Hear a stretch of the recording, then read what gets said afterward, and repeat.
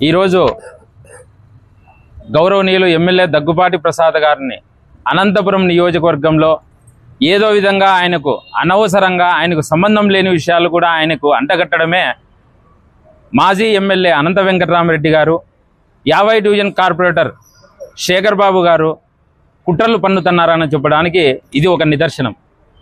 అతని 50 డివిజన్ ఒక అడ్డాగా చేసుకొని ఇన్ని రోజులు 72వ సచివాలయం, 68వ సచివాలయం, అదేవిధంగా 49వ డివిజను, 48వ డివిజను, 50 డివిజను వీళ్ళు అడ్డాగా చేసుకొని వీళ్ళు అనేక అక్రమాలు అరాచకాలు చేస్తున్నారని చెప్పడానికి ఇది ఒక నిదర్శనం.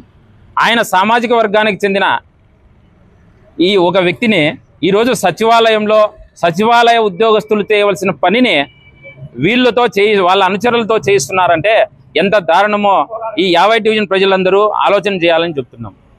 మేము మా యూనిట్ ఇన్ఛార్జ్ టైలర్ సీనా డివిజన్ అధ్యక్షుడు కడ్డీ శ్రీనివాసులు అన్న గారి ఆధ్వర్యంలో డోర్ టు డోర్ పర్యవేక్షించాం.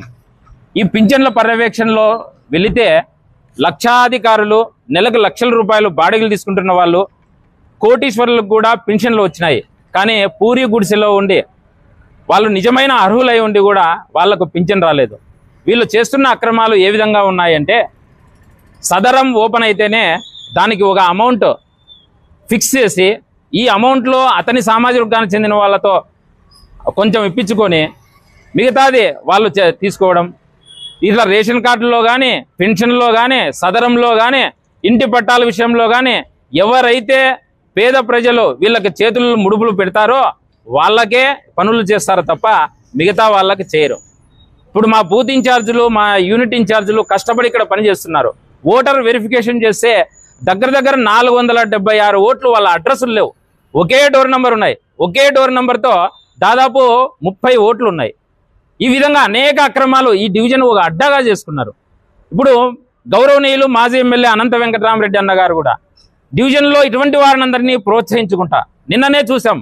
3వ డివిజన్లో ఒక కురువ సామాజిక వర్గానికి చెందిన మా బూత్ ఇన్ఛార్జిని వాళ్ళు ఎంత దారుణంగా ఒకరిని చేసుకొని 10 మందిని కొట్టి వాళ్ళే గాయపరిచి మరి ఎవరో ఒక ఎస్సీ అబ్బాయిని తీసుకొని పోయి వాళ్ళు కేసు పెట్టినారు, మా ఎస్సీని కొట్టినారు అని చెప్పి అక్రమాలు కుట్రలు చేస్తున్నారు. మీ 40 ఏళ్ళ రాజకీయంలో మీరు ఇదే చేశారా? ఈ 50 డివిజన్లో కూడా 20 సంవత్సరాల అంటే మీరు అడ్డాగా చేసుకొని మీరు చేస్తున్న ఆకృత్యాలకి ఇక ఫుల్ స్టాప్ పడబోతున్నాయి. త్వరలోనే కార్పొరేషన్ ఎన్నికలు రాబోతున్నాయి. 50 డివిజన్లో తెలుగుదేశం పార్టీ గెలవబోతున్నది. ఈ తస్మస్ జాగ్రత్తగా ఉండండి, ఇటువంటి పనులు చేయొద్దండి అని చెప్పి ఈ సందర్భంగా తెలియజేస్తున్నాం. సచివాలయ సిబ్బందికి ఇప్పుడు పోయి అడిగితే ఎంత దారుణంగా వాళ్ళు పాపం భయపడుతున్నారు. ఒక్క మాట మాట్లాడడానికి కూడా భయపడుతున్నారు.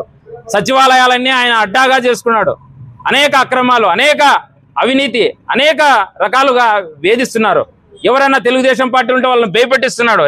వాళ్ళంటే తిరిగితే టైలర్ సీనా అంటే కానీ, కడ్డీ సీనా అంటే కానీ, నరేంద్ర చౌదరి అంటే తిరిగితే మీ పెన్షన్లు లేకుండా చేస్తాం, రేషన్ కార్డు లేకుండా చేస్తాం అని భయపడిస్తున్నారంటే ఎవరిదో చెప్పండి. ఈ రాజకీయ ఇంత దారుణంగా రాజకీయాలు చేయాలా?